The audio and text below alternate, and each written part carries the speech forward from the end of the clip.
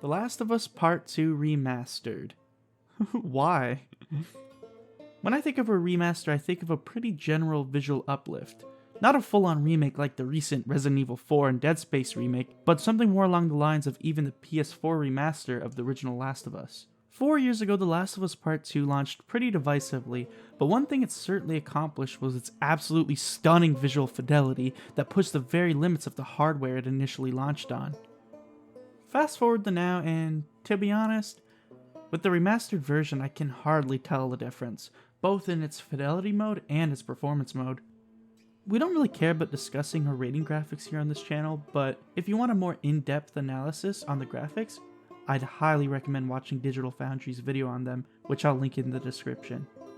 Anyways, I felt like I had to mention it though because it's being marketed as a remaster, and I feel like that word in itself comes with expectations. This wasn't a free upgrade either. Owners of the original Last of Us 2 can upgrade to this remaster for $10 US. Luckily though, there was more content here than just a visual bump. The upgrade includes a pretty sick roguelike game mode, some cut levels, and some additional developer commentary, which will be the primary focus of this review. To me, this doesn't really feel like a remaster, but more of a director's cut, with a focus more on adding new and previously cut content instead of overhauling visual fidelity. But overall, if you were already a big fan and owner of The Last of Us 2, this small upgrade should leave you just as satisfied as I was. The Parting Entertainment. I am absolutely loving this new roguelike game mode. One of my favorite aspects of The Last of Us 2 was its tremendously fluid combat scenarios, and this new no-return game mode really puts it all on full display, all at the same time adding new systems to shake things up a lot. If you're unaware of what a roguelike is, it's basically a gauntlet of randomized combat encounters set in different areas you've been to during the main campaign. In between each encounter too, you have a rest area which allows you to stock up on loot and upgrades. This all eventually leads up to fighting a big final boss before you rinse and repeat all over again. No Return's progress hits at a pretty sweet pace too, introducing you to new mods which can mix up the combat a bit, gambits, in-round challenges to offer you extra rewards, and after each run you eventually unlock some new bosses.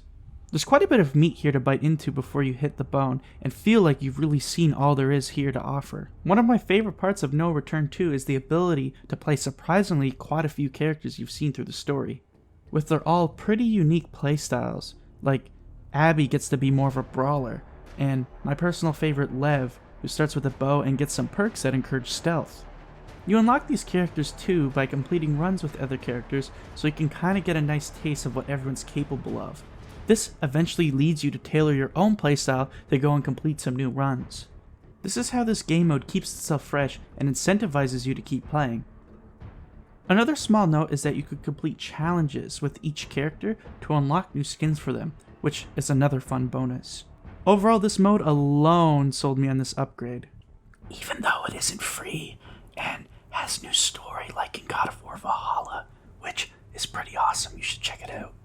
But they did as much as they could with this formula, and for me it softened the blow a lot more when I found out they were charging for the upgrade. I have had nothing but fun with No Return, and I haven't even completed it yet, so I'm still excited and eager to boot it up again and go for some new runs. The last levels were also a fun distraction, showing some quite unfinished but fun levels that I personally would have loved to see polished up and integrated into the main story. But I completely understand why they went in this direction, and being able to listen to all the developer commentary while playing through the levels were a sweet touch. Being able to see the thought process behind them cutting these levels and how much they had to consider in terms of pacing and storytelling for such a big game, in my opinion, was super cool to see. Overall though, there's only 3 cut levels that made it into this upgrade, and it took me around 30-ish minutes to play through them all, but then again, I did go through them all listening to the optional developer commentary. If you're a big The Last of Us fan, I think you'll appreciate playing through these, as there were some pretty neat moments, especially in that sewer mission. Another small bonus we get is the guitar freeplay mode. I always wished that this was a thing since the first time I've played The Last of Us 2. You get 6 different instruments to choose from, 4 different backgrounds, and the ability to choose between Ellie, Joel, and the banjo man himself, Gustavo. Another nice little touch too is you're able to use your equipped skins for Ellie and Joel. There isn't much to this mode, but I appreciate it being included. In this review, I discussed all of my opinions on it based on the fact that it was a $10 upgrade for previous game owners. With that alone, if you're a Last of Us fan like myself and you're looking just for a little bit more to sink your teeth into, I think this is an absolutely justified purchase for the value it provides. Even as a standalone game, it's currently selling for cheaper than when the original launched, and to me, it feels like an even more complete package. Since this is just a mini review, I'm not going to break it down completely like we do here on Value Review or give it a critic score, but I'm still going to give it a perfect value rating of $10 out of $10. Thank you for watching our first mini review. These are more light, fun videos we're going to make every now and then, and The Last of Us 2 Remastered was the perfect candidate for our first one. If you like this video, go check out our full value review on Spider-Man 2, or watch our latest video where my co-host Caden covered a mobile game called Disney Tsum Tsum. It's a pretty awesome video. But at the end of the day, most importantly, don't forget to subscribe too.